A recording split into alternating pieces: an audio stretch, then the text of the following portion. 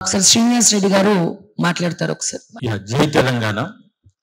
ఇప్పుడు రేవంత్ రెడ్డి గారిది ఎట్లుంటది అంటే ఆయన చెప్పేది ఒకటి చేసేది ఒకటి. ఇవన్నీ సిన్సియారిటీ లేకుండా చేస్తుంటారు. ప్రజల పాలన, వాళ్ళ గురువు గారు కూడా అదే అంటాడు, ప్రజాపాలన.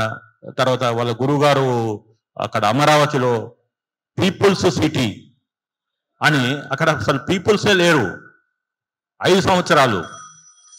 సో నేను ఎవరైతే దేవుణ్ణి ద్వేషిస్తారో వాళ్ళు బయటకు వచ్చి నా అంత భక్తుడు లేదని చెప్తాడు. మళ్ళీ రాత్రి పోయి చికెన్ మటన్ తాగి తందనాలు ఆడేవాళ్ళు. ఇలాంటి క్యారెక్టర్స్ని రేవంత్ రెడ్డి పొద్దుగాల ప్రజల గురించి మాట్లాడతాడు, రాత్రి వాళ్ళతోటి సహజీవనం చేసే వ్యక్తి కాదు అని చెప్పమనండి. రేవంత్ రెడ్డికి చాలా ఇంట్రెస్ట్ కదా ఏది మన లీగల్ నోటీసులు పంపించేది, నాకు పంపించమనండి. I'm ready to face legal notice. Revanth Reddy గారు, నేను ఇప్పుడు మీరు ఏంటి అనేది 2 నిమిషాల బట్టబయలు చేస్తా. ఇందాక చెప్పాను 1.2 crore స్కామ్. అది మీరు ప్రజల రక్త మాంసాలతోటి వాళ్ళ తరతరాల కష్టాలని మీరు భక్షించటానికి సిగ్గు శరము లజ్జ లేకుండా భక్షించడానికి మీరు ఒక స్కామ్ వేశారు. ఫైన్, నీకు అధికారం ఉంది. ఇందాక Telangana Vittal, the voice of Telangana, who has started along with KCR in 2001 in Jalasoudha, అతని తోటి కేసీఆర్ తోటి షోల్డర్ టు షోల్డర్ పోయి నడిచిన వ్యక్తి తెలంగాణ విఠల్, వాయిస్ ఆఫ్ తెలంగాణ. ఇలాంటి వ్యక్తి ఏ రోజైతే అక్కడ ఢిల్లీలో అతను లగడపాటి రాజగోపాల్ ని తరిమి కొట్టారు యూటర్న్ తీసుకుంటే. కాబట్టి ఖబర్దార్ రేవంత్ రెడ్డి, మీకు ఓయూ స్టూడెంట్స్ తోటి, he is a scholar from OU and నకాస్ అయిన తెలంగాణ వాది. I did MBA, I did LLM from OU campus. నీకు తెలంగాణ ఉద్యమానికి సంబంధం లేదు రేవంత్ రెడ్డి. నీకు ఉస్మానియా యూనివర్సిటీకి సంబంధం లేదు రేవంత్ రెడ్డి. నీకు హైదరాబాద్కు సంబంధం లేదు రేవంత్ రెడ్డి. నీకు ఈ మూసీకి ఎక్కడా సంబంధం లేదు రేవంత్ రెడ్డి. కానీ అమాయకులైన కాంగ్రెస్ పార్టీలో ఆ రోజు అసమర్థులైన నాయకులు అన్ఫార్చునేట్లీ మా జిల్లా నుంచి ఉన్నారు.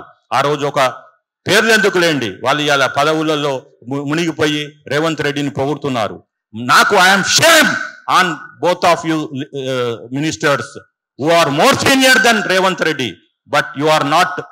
ఇవాళ మీకు మంత్రిని పొగడం తప్పితే ప్రజల వైపు, తెలంగాణ గొంతు వైపు లేకుండా ఉన్నారు. ఎందుకు అంటే చెప్తాను.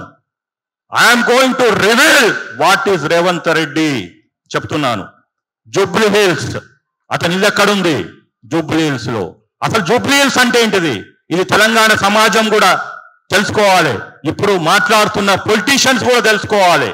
ఆ రోజు 1962లో అక్కడ కొన్ని ఊర్లు లేపేసి 1395 ఎకరాలు దేనికి ఇచ్చారు? Jubilee hills cooperative house building society limited వాళ్ళకి ఇచ్చారు. ఇలానే ఇల్లు లేని మధ్యతరగతి వాళ్ళకి ఇల్లు కట్టుకోవడానికి ఒక సొసైటీ ఫామ్ చేసి ఆ రోజు ఇచ్చారు. ఎంతకిచ్చారు మీరు? 200 రూపాయలు ఎకరం ప్రకారం ఇచ్చారు. ఇవాళ ఎంత? 4 లక్షలు స్క్వేర్ యార్డ్. మీకెక్కడి నుంచి వచ్చింది జూబ్లీ హిల్స్ లో? ఆ రోజు మీరు కూడా పుట్టలే 1962లో. ఈ రోజు ఎట్లా వచ్చింది? అక్కడ చెప్తున్నాను, ఏ రోజైతే 1962లో ఫామ్ అయిందో ఆ రోజు 5,000 కుటుంబాలకే అని నిర్ధారించారు, వాళ్ళకి ఇచ్చారు. ఇంకోటి అక్కడ బీయింగ్ ఏ హౌసింగ్ సొసైటీ, ఇక్కడైతే మీరు ఇప్పుడు ప్రక్షాళన, లేక్స్ ప్రొటెక్షన్, మూసీ బ్యూటిఫికేషన్ అన్నట్టు ఆ రోజు కూడా వాళ్ళు ఏం చెప్పారు? ఎకాలజీ, అక్కడున్న రాళ్ళని, చెరువులని కాపాడుకోవటానికి మేము G+2 కే పరిమితం అవుతాము అని గవర్నమెంట్ కూడా చెప్పింది G+2 మొన్నటి దానిక కూడా G+2 ఇండియా ఉన్నాయి, మీరు పోయి చూడండి, వాళ్ళకి ఇచ్చిన పర్మిషన్స్ ఇవన్నీ కూడా. ఇవాళ ఇప్పుడున్న జూబ్లీహిల్స్ 2024 ఎట్లుంది అంటే 62లో 2024లో అసలు జూబ్లీహిల్స్ లో ఎవడన్నా ఉంటున్నాడా? మొత్తం కమర్షియల్ అయిపోయింది. G+2 ఇండ్లు ఉన్నాయా? లేవు. అలాంటప్పుడు మీరు ఉండే కాలనీలో ఫస్ట్ నేను క్వశ్చన్ అడుగుతుంది, మీకు ఎట్లా అలాట్మెంట్ అయింది? యాక్చువల్గా అది అమ్ముకోవడానికి కూడా వీల్లేదు. అలాట్మెంట్ ఆ 5000 ఫ్యామిలీస్ వాళ్ళ సక్సెసర్సే ఉన్నది.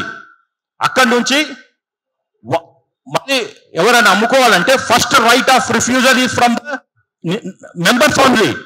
అలాంటిది మీరు ఎప్పుడు కొన్నారు? మీరు ఎలా మెంబర్ అయ్యారనలా? అది ఒక మొదటి ప్రశ్న. నేను ప్రశ్నించే ప్రశ్నలకి సమాధానం చెప్పండి. లేదు నేను సెన్స్లెస్ గా మాట్లాడుతున్నా అంటే నోటీస్ పంపిరి. Let's see in the court of law.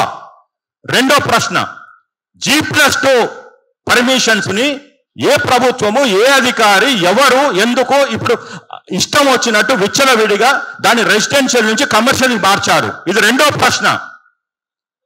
Judiciary also, మీరు కూడా ఎంతో మంది అందులో ఇండ్లు కొన్నారు అంటే మీరు తెలిసి కొన్నారా, తెలియక కొన్నారా?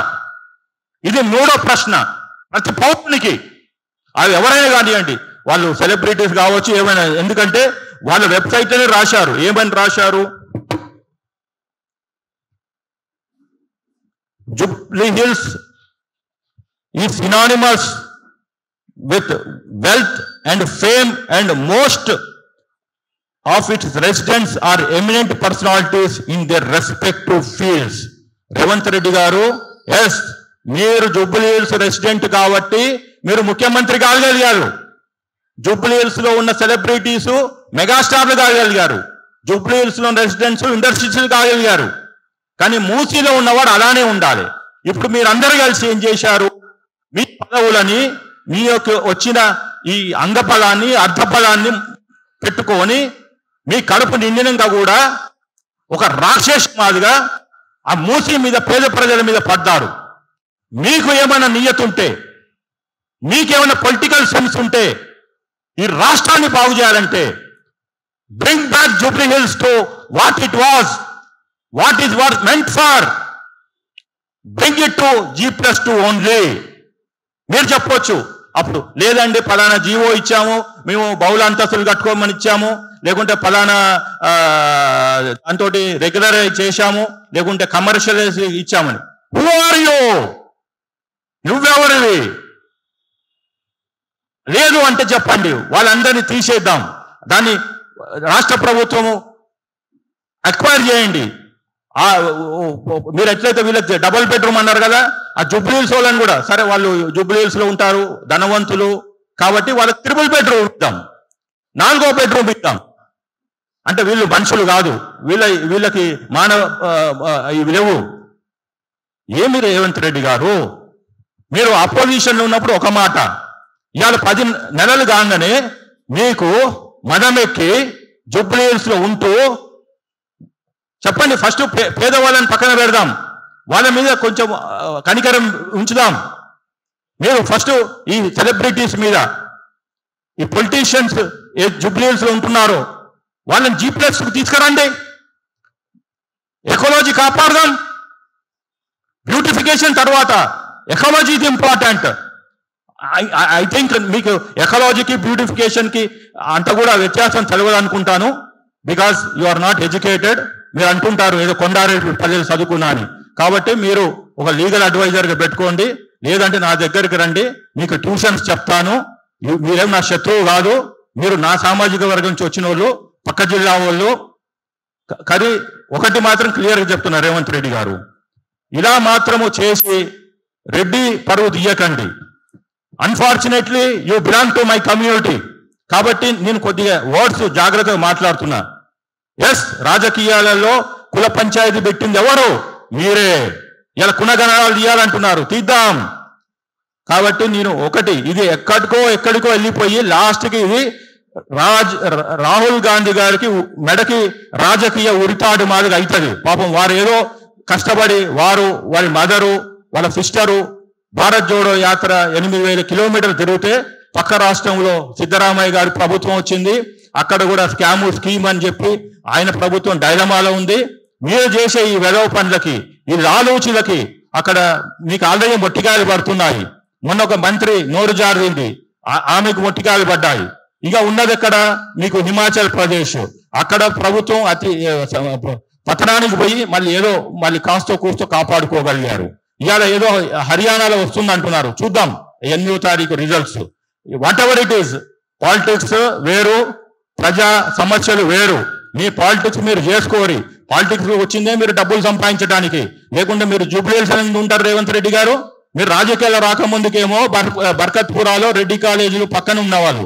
ఆ రోజు అక్కడనే ఎందుకు ఉండలేదు? జూబ్లీహిల్స్ ఎందుకు పోయినావు? నీ ఆస్తి ఎంత? నీ ఇన్కమ్ ట్యాక్స్ రిటర్న్స్ ఎంత? నీకేం బిజినెస్ ఉంది? ఇవన్నీ కూడా మళ్ళీ ప్రజల్లోకి చర్చ తీసుకురాకండి. ఏదో కాంగ్రెస్ పార్టీలో ఉన్న ఆ రోజు నిన్ను 2018లో తీసుకొచ్చినప్పుడు ఇలానే అన్నావు, పునరేకీకరణ, తెలంగాణలో రాజకీయ పునరేకీకరణ అని పెద్ద పెద్ద మాటలు మాట్లాడినావు రేవంత్ రెడ్డి గారు. ఉత్తమ్ కుమార్ రెడ్డి గారు ఉత్తముడు కాబట్టి అతను ఏదో నీకు కాస్తంత సంధించాడు. అతన్నే నువ్వు పక్కన పెట్టి నువ్వు అయ్యావు. ఇవాళ నీ బినామీని పెట్టి నడిపిస్తున్నావు పిసిసిగా. ఇవన్నీ మాకు తెలవాలనుకుంటున్నావు రేవంత్ రెడ్డి గారు? ఏమన్నా ప్రజలు అమాయకులు అనుకుంటున్నావా? కాబట్టి నీకు ఒకవైపు నీ బినామీలు అన్నిట్లో ఉన్నారు. కాంగ్రెస్ లో ఉన్నారు, బీజేపీలో ఉన్నారు, బీఆర్ఎస్ లో ఉన్నారు, బ్యూరోక్రాట్స్ లో ఉన్నారు, జ్యుడిషియరీలో అందరు ఉన్నారు. కాబట్టి నీవేదో అనుకుంటున్నావు. కానీ ఇది ఏ రోజైతే ఢిల్లీకి పాకి రాహుల్ గాంధీ గారి రాజకీయంగా వారి మెడకి ఉరితాడైనాడో, తెలంగాణ నుంచి మిమ్మల్ని తరిమి కొట్టే రోజు అతి త్వరలో వస్తుందని అనుకుంటున్నాను. మీరు మళ్ళీ ఇంకొకటి, ఈ హైడ్రా ఆపండి, మూసి ప్రక్షాళన కొద్ది రోజులు పక్కన పెట్టండి, ప్రజల వైపు రండి, ప్రజాపాలన చేయండి. అప్పుడు మాలాంటి వాళ్ళు ఏదైతే మిమ్మల్ని విమర్శించామో, yes, right to criticism is a constitutional right and I am expressing without any fear because నా నియత్తు కరెక్ట్గా ఉంది. నేను పుట్టిందే ఒక రెడ్డి కుటుంబంలో. I don't fear. My voice has no boundaries because unlike you, I am committed to people. Okay, నేను కొద్దిగా రాజకీయంలో మీ మాదిరిగా తొందరపడి ఆవేశపడి డబ్బులు సంపాదించుకోవటం రాలే. నేను ఫ్రీ, ఫైనాన్షియల్లీ ఫ్రీ అయినాక, నాకంటూ వివిధ ప్రొఫెషన్లో గుర్తింపు వచ్చినాక ఇవాళ ప్రజల కోసం నిలబడటానికి వచ్చాం. ఇలా ఎంతో మంది వస్తారు. Who was cost to humanity, they will come, they will be the new face of Telangana. ఒకరు విఠల్ లాంటి వాళ్ళు, తెలంగాణ విఠల్ లాంటి వాళ్ళు ఉంటారు. who has fought for Telangana వాళ్ళు ఉంటారు, మాలాంటి వాళ్ళు ఉంటారు, కొత్త తరం లాంటి ఉంటారు. రేవంత్ రెడ్డి గారు, మీరు ఆది చూచి అడుగులేయండి. మీరు నిజంగానే హైదరాబాద్ ని కాపాడాలి అనుకుంటే మీరు జూబ్లీ హిల్స్ నుంచే మీ యొక్క హైడ్రా పనులు మొదలు పెట్టండి. Bring back Jubilee hills to G+2 to save it's ecology so that only 5,000 people will live, not like this pubs. మీరే చెప్పారు ఆ రోజు, విచ్చలవిడిగా చెప్పారు. ఆధారాలు ఉన్నాయో తెలియదు. ఆ రోజు కేటీఆర్ మీద ఆరోపణలు వేశారు. పబ్బులు ఆయననే డ్రగ్స్ అమ్ముతున్నాడు, డ్రగ్స్ తీసుకుంటాడు, రా నువ్వు రా, ఆయన ఎంటికలో బొచ్చో ఏదో పట్టుకొని రా, నడిబొడ్డున తెలంగాణ నడిబొడ్డున హ్యాబిట్స్కో లేకుంటే మన అమరవీరుల దగ్గరకు రమ్మని. ఆ రోజు కొండా విశ్వేశ్వరరెడ్డి గారు, మీరు ఐ రెస్పెక్ట్ యూ, బట్ మీరు ఈ వాయిస్ రేస్ చేస్తలేరు. మీరు బీజేపీ నుంచి మీరు యువర్ ఏ పార్లమెంటేరియన్. మీకు జరుగుతున్న అన్యాయము, మూసీలో జరుగుతున్న అన్యాయము, మీ చేవెళ్ళ వికారాబాద్ లో జరుగుతున్న అన్యాయము, మీ తాతగారి పేరు మీద ఒక రంగారెడ్డి జిల్లా పెట్టారు, దాన్ని నాశనం పట్టిస్తున్నా. మీరు మాత్రం రావట్లేదు. ఎందుకు అంటే జూబ్లీ హిల్స్ లో మీ మామగారికి ప్రతాపరెడ్డి గారికి 40 ఎకరాలు ఉట్టి పుణ్యానికి ఇచ్చారు. ఇలా యాక్చువల్ గా చెప్పాలంటే అపోలో జూబ్లీ హిల్స్ వాళ్ళు ఫ్రీగా చేయాలి. It is like A Gandhi hospital, like A Osmania hospital. కాబట్టి ఇవన్నీ ఇప్పుడు ఏం చేస్తామంటే రేవంత్ రెడ్డి గారు, మీరు ఎట్లా చేస్తున్నారంటే కొండ నాలుకకి వెళ్తే ఉన్న నాలుకే పోయినట్టు మీ సామెత కరెక్ట్ గా సెట్ అవుతుంది రేవంత్ రెడ్డి గారు. మీరు ఏదో మీకు అనుకోకుండా లాటరీ మాదిరిగా ఏ మంత్రి పదవి లేకుండా ముఖ్యమంత్రి అయినరు, అక్కడికి సంతృప్తి పడండి. పేదవాళ్ళ జీవితాలు ఎమ్మటి పోయి నేను 1.2 కోట్ల స్కామ్ చేస్తాను అంటే మాత్రం ప్రజలు తిరగబడతారు. అప్పుడు కాంగ్రెస్ పార్టీ కూడా మిమ్మల్ని కాపాడలేదు. Thank you very much.